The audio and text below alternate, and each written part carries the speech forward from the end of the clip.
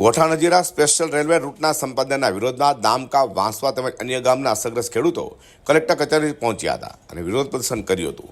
ખેડૂતોએ કલેક્ટરને આવેદનપત્ર આપી જણાવ્યું હતું કે રેલવે સંપાદન માટે વારંવાર જમીન માપણી નામે અધિકારીઓ દ્વારા ખોટી રીતે હેરાન કરાય છે, તેથી આવનાર સમયમાં ખેડૂતો આંદોલન કરશે તેમ તેમણે જણાવ્યું હતું। ભરતભાઈ મલગામાં અસરગ્રસ્ત ખેડૂત મોજે મલગામાં 220 નંબર અમારી ટોટલ 15 વીઘાની નંબર છે। એની અંદરથી વચ્ચોવચ 60 ગુંઠા જેટલી જમીન અમારી રેલવેમાં સંપાદન થવા જઈ રહી છે, જેની અંદર અમારો 125 માણસોનું કુટુંબ નિર્વાહ કરે છે।